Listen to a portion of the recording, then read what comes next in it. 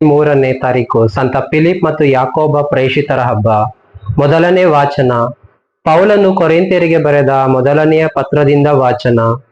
ಪ್ರಿಯ ಸಹೋದರರೇ, ನಾನು ನಿಮಗೆ ಬೋಧಿಸಿದ ಶುಭ ಸಂದೇಶವನ್ನು ನೆನಪಿಗೆ ತಂದುಕೊಳ್ಳಿರಿ.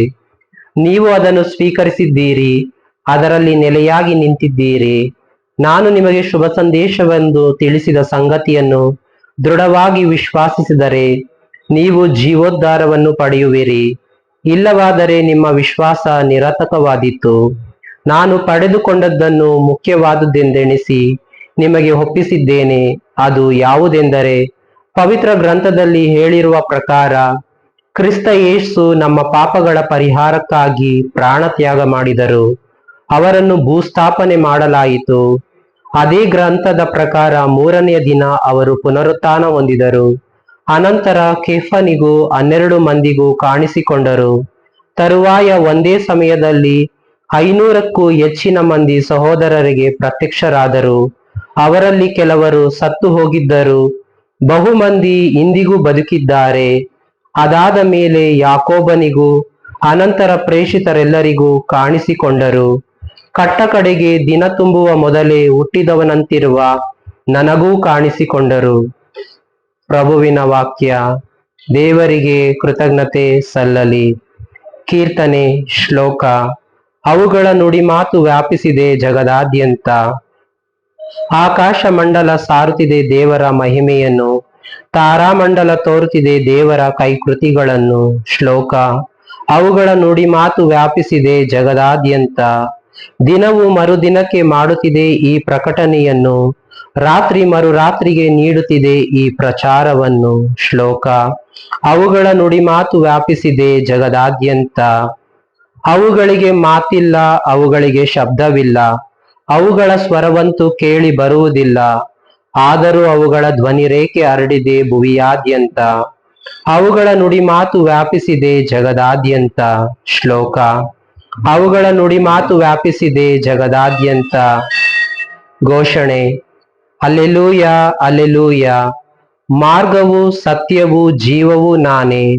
ನನ್ನನ್ನು ನೋಡಿದವನು ಪಿತನನ್ನೇ ನೋಡಿದವನಾಗಿದ್ದಾನೆ. ಅಲ್ಲೆಲೂಯ. ಯೌವನರು ಬರೆದ ಪವಿತ್ರ ಶುಭ ಸಂದೇಶದಿಂದ ವಾಚನ. ಆ ಕಾಲದಲ್ಲಿ ಯೇಸು ತಮ್ಮ ಶಿಷ್ಯರಿಗೆ ಇಂತೆಂದರು, ಮಾರ್ಗವು ಸತ್ಯವೂ ಜೀವವೂ ನಾನೇ. ನನ್ನ ಮುಖಾಂತರ ಬಾರದ ಹೊರತು ಯಾರೂ ಪಿತನ ಬಳಿಗೆ ಬರಲಾರರು. ನೀವು ನನ್ನನ್ನು ಅರಿತವರಾಗಿದ್ದರೆ ನನ್ನ ಪಿತನನ್ನು ಕೂಡ ಅರಿಯುತ್ತಿದ್ದೀರಿ. ಈಗಿನಿಂದ ಅವರನ್ನು ನೀವು ಅರಿತವರಾಗಿದ್ದೀರಿ ಹಾಗೂ ಕಂಡೂ ಇದ್ದೀರಿ ಎಂದು ನುಡಿದರು. ಆಗ ಫಿಲಿಪ್ಪನು, ಪ್ರಭು, ನಮಗೆ ಪಿತನನ್ನು ತೋರಿಸಿ ಅಷ್ಟೇ ಸಾಕು ಎಂದನು. ಅದಕ್ಕೆ ಉತ್ತರವಾಗಿ ಯೇಸು, ನಾನು ಇಷ್ಟು ಕಾಲ ನಿಮ್ಮೊಡನೆ ಇದ್ದರೂ ನಾನು ಯಾರೆಂಬುದನ್ನು ನೀನು ಅರಿತುಕೊಳ್ಳಲಿಲ್ಲವೇ?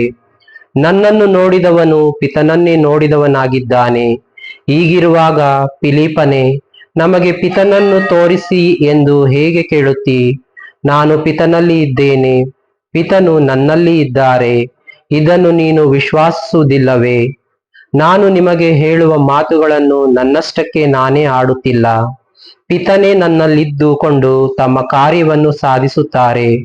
ನಾನು ಪಿತನಲ್ಲಿ ಇದ್ದೇನೆ, ಪಿತನು ನನ್ನಲ್ಲಿ ಇದ್ದಾರೆ ಎನ್ನುವ ನನ್ನ ಮಾತುಗಳನ್ನು ವಿಶ್ವಾಸಿಸಿರಿ. ಇಲ್ಲವೇ ನಾನು ಸಾಧಿಸಿದ ಸುಕೃತ್ಯಗಳ ನಿಮಿತ್ತದಿಂದಾದರೂ ವಿಶ್ವಾಸಿಸಿರಿ. ನಾನು ನಿಮಗೆ ಸತ್ಯವಾಗಿ ಹೇಳುತ್ತೇನೆ, ನನ್ನಲ್ಲಿ ವಿಶ್ವಾಸವುಳ್ಳವನು ನಾನು ಸಾಧಿಸುವ ಕಾರ್ಯಗಳನ್ನು ಆತನು ಸಾಧಿಸುವನು. ಅಷ್ಟೇ ಏಕೆ, ಅವನಿಗಿಂತಲೂ ಮಹತ್ವವಾದವುಗಳನ್ನು ಸಾಧಿಸುವನು. ಏಕೆಂದರೆ ನಾನು ಪಿತನ ಬಳಿಗೆ ಹೋಗುತ್ತೇನೆ. ಇದಲ್ಲದೆ ನೀವು ನನ್ನ ಹೆಸರಿನಲ್ಲಿ ಕೇಳಿಕೊಳ್ಳುವುದನ್ನೆಲ್ಲ ಮಾಡುತ್ತೇನೆ. ಹೀಗೆ ಪಿತನಿಗೆ ಪುತ್ರನಲ್ಲಿ ಮಹಿಮೆ ಉಂಟಾಗುವುದು. ಹೌದು, ನನ್ನ ಹೆಸರಿನಲ್ಲಿ ನೀವು ಏನನ್ನು ಕೇಳಿದರೂ ನಾನು ಅದನ್ನು ಮಾಡಿಯೇ ತೀರುವೆನು ಎಂದರು. ಪ್ರಭುವಿನ ಶುಭ ಸಂದೇಶ. ಕ್ರಿಸ್ತರೇ, ನಿಮಗೆ ಸ್ತುತಿ ಸಲ್ಲಲಿ.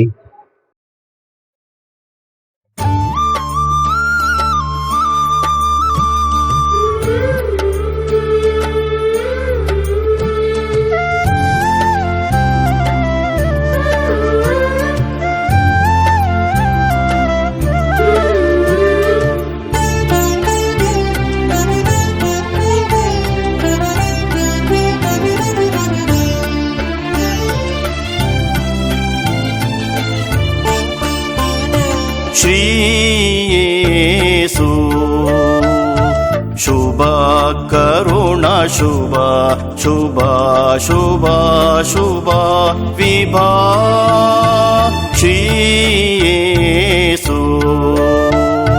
ಶುಭ ಕರುಣ ಶುಭ ಶುಭ ಶುಭ ಶುಭ ವಿಭಾ ಶ್ರೀ ಯೇಸು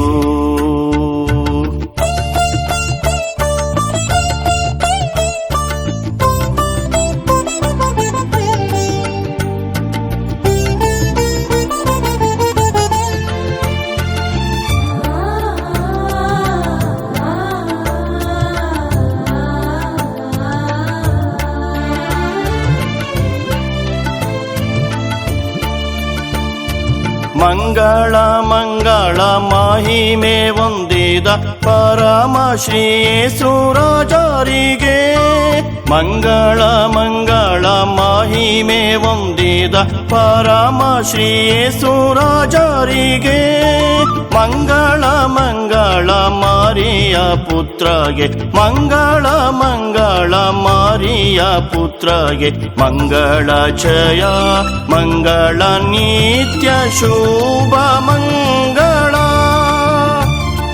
ಶ್ರೀ ಯೇಸು ಶುಭ ಕರುಣ ಶುಭ ಶುಭ ಶುಭ ಶುಭ ವಿಭಾ ಶ್ರೀ ಯೇಸು ಶುಭ ಕರುಣ ಶುಭ ಶುಭ ಶುಭ ಶುಭ ವಿಭಾ ಶ್ರೀ ಯೇಸು